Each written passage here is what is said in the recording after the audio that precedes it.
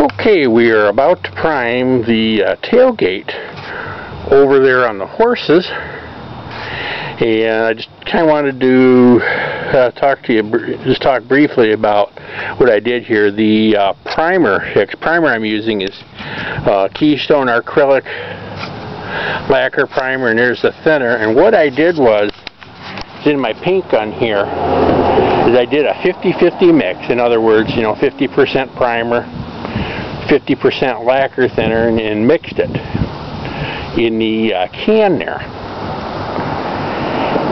And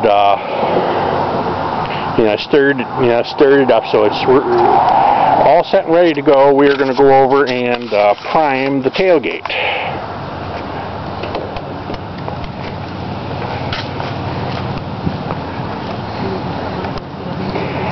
And I'm going to kind of show you my painting apparatus here. This here is a Wagner forced air paint thing where it blows air through the hose and through my gun here, which in turn draws the paint or primer or whatever's in the can down there through the gun and out onto the surface being painted. I've had this particular one since 1994, and it does a pretty good job.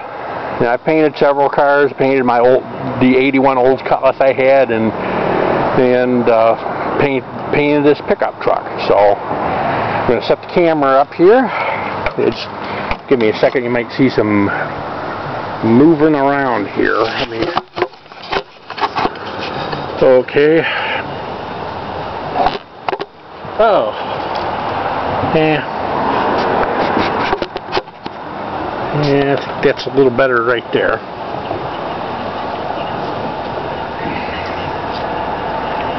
Okay, and then what I'm going to do is I'm going to put the hose right in the gun here, turn the machine on, and we're going to go over and prime.